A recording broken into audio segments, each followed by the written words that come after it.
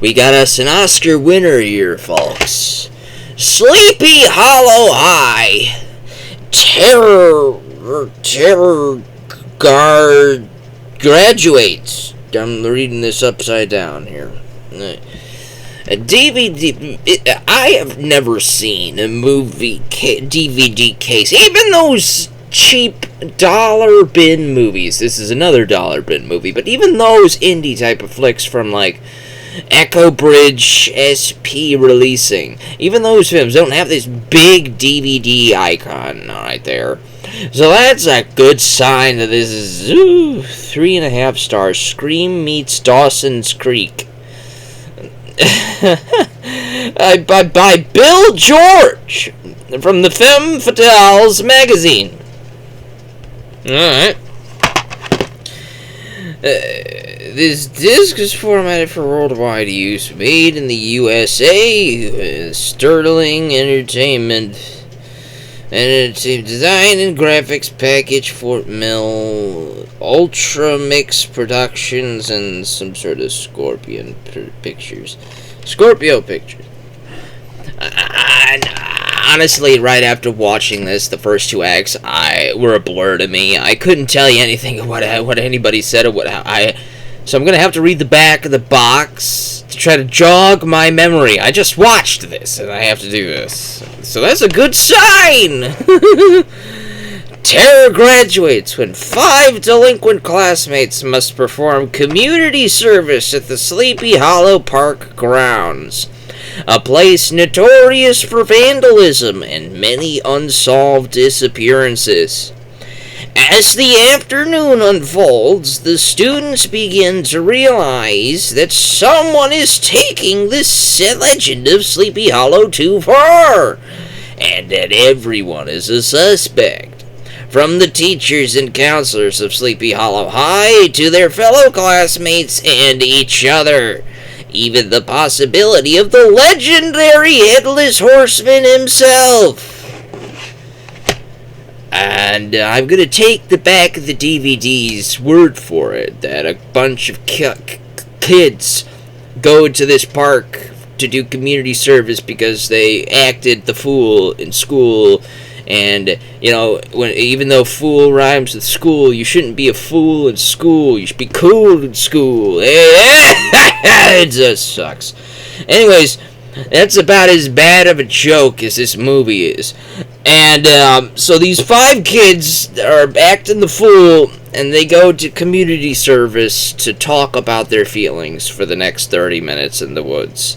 They're picking things up, and some guy in a jack-o'-lantern mask picks them off using a plastic sword from Party City. This is excellent. So they talk about their feelings and the drama in their life. One of the kids is knocked up by the other people from a one-night stand boyfriend type thing. There's another guy who likes this other girl. There's these 2 girls that are best friends. And a bunch of people are just talking, having lifeness, the writings, and lots of dialogue with nothing happening because they can't afford it for anything to happen. So they have to just have people talk. So they talk for the next 30 minutes while raking some leaves in the woods, while a guy in a jack-o'-lantern Party City mask and regular clothes comes to pick them off one by one. There's some decent effects in here. This is an indie flick, as you can tell by the back of the case. This is as indie as it gets. But surprisingly, there's a barcode. This is as indie as it gets. But they have some interesting things that they try to do to work around the budget. To work around their lack of a budget, so as to say. Now, you know how in some of these movies you can light your sword on fire. The metal with coated with something, and you can light that coated substance on fire to have a flaming metal sword. Well, they have a plastic sword, and plastic is burnable. So they lit the plastic sword on fire to have a flaming sword effect at the end of the film, which was excellent. There's some nice blood squib effects when they cut off the hand of when the Sleepy Hollow Man cuts off the hand of one of the counselor's teachers, and the hand goes flying. It's a plastic hand. There are some actual night scenes filmed at night instead of the day for night, probably because they didn't know how to do day for night, so they just had night for night, and you can't see nothing, so they have to shine their flashlights, these little flashlights to get a little light going on, and that's how they lit the area up, I bet. But it was excellently bad in that final third act. If you could suffer through the first two acts, if you could actually pay attention to the drama, the people just talking, you might end up laughing at the final act. The ending was such a cop-out, but it was excellently hilarious to me at the same time. There is an excellent little fight scene with the final girl and the jack-o'-lantern man, and then she just wakes up in class. She screams, she wakes up, it was all a dream! The movie was all a dream! All the people that died didn't actually die, and she talks to her best friend about the dream that she had, and then the film goes to credits. It was amazing. That ending was amazing. A lot of people hated it, but I thought it was hilarious. This is not a 3.5-star film. I have to be kind to this. And there's some stuff that, let's talk about some production stuff. This film was made in 2000. It was released in 2000, probably filmed throughout 1999. Around the 90s, there were two very one influential film and one that was semi-popular at the time. Scream throughout the 90s was one of the most popular things. Wes Craven revitalized the horror genre with Scream, and everybody loved it.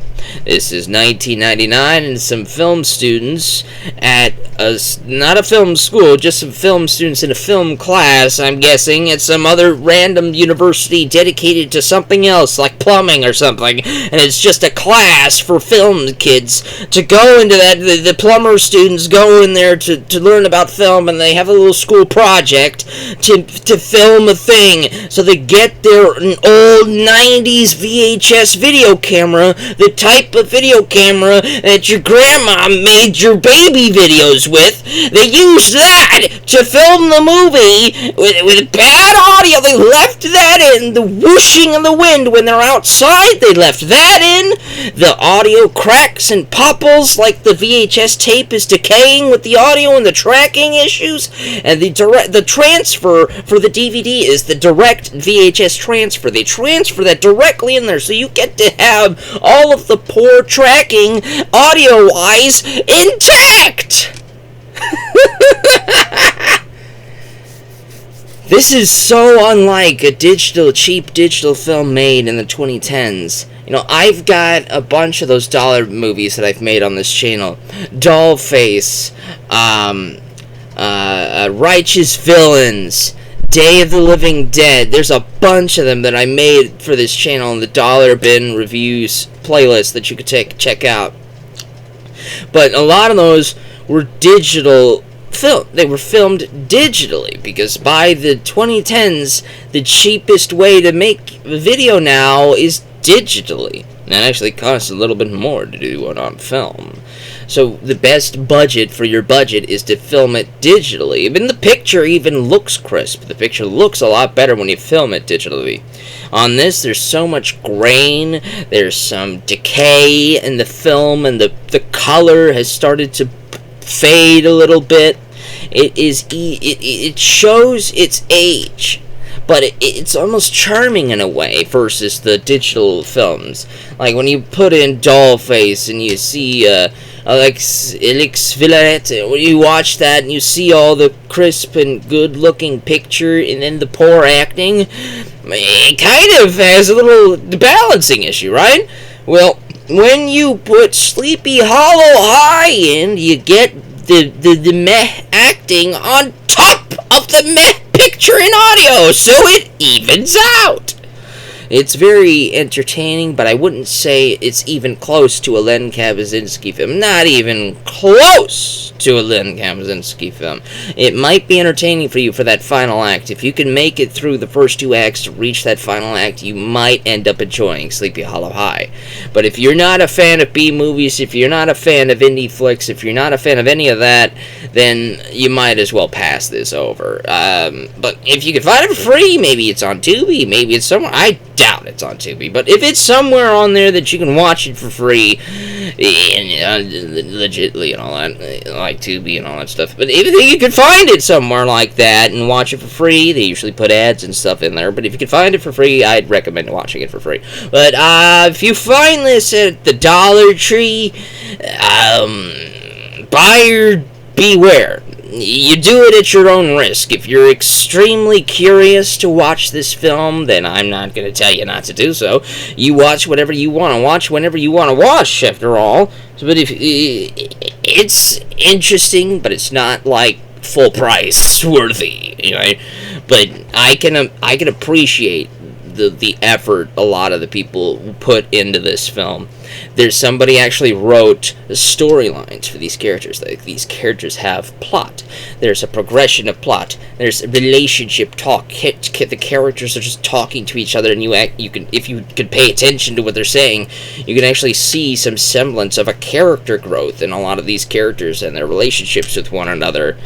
There are some interesting budget filming techniques that they do to hide the fact that they had no money to make this movie, and it works in a lot of ways. There's a lot of interesting close-ups, and then there's a lot of hilarious close-ups that they do, because if they zoomed out, you wouldn't be able to see anything because they filmed it in the dark. So there's a lot of fun things to be had in Sleepy Hollow High, but if you're not a fan of B-movies, you're not a fan of indie flicks, you're probably not going to have a fun time. So, that's it. I don't know how to end these things.